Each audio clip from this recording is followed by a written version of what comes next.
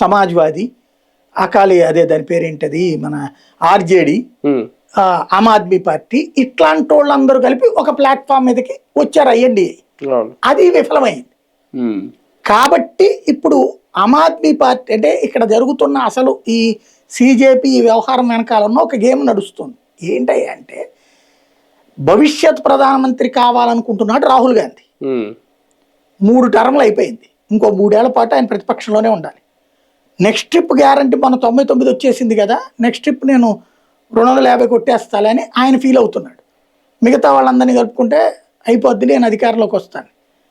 ఆయన్ని ప్రధానమంత్రిని కావనివ్వడం ఇష్టం లేనటువంటి కేజ్రీవాల్ కాక్రోచ్ జనతా పార్టీని ముందు పెట్టి కథ నడిపిస్తున్నాడు. కాక్రోచ్ ఎందుకంటే Aam Aadmi party fade out అయింది, కేజ్రీవాల్ ఫేస్ ఫేడ్ అవుట్ అయింది.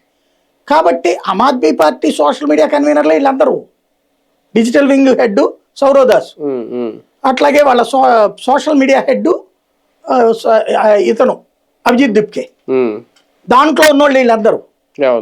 వీళ్ళు ఇట్లాగా లాగుతున్నారని తెలిసి ఈ టైంలో ప్రచారం పొందడం కోసం ఈ ప్లాట్ఫామ్ను వాడుకున్న వాళ్ళు ASF, SFI, DYFI, AIF, ASA ఇవన్నీ కూడా కొత్తగా పుట్టుకొచ్చినవి కాదు, కొత్తగా వచ్చిన బొద్దింకలు కాదు. ఇవన్నీ ఆల్రెడీ పాత విద్యార్థి సంఘాల వివిధ పేర్లతో ఉన్న విద్యార్థి సంఘాలు మేమందరం బొద్దింకలు అని చెప్పి వచ్చారు, అంతే. అక్కడే అయిపోయింది. అక్కడ ప్రభావం ఉండదా?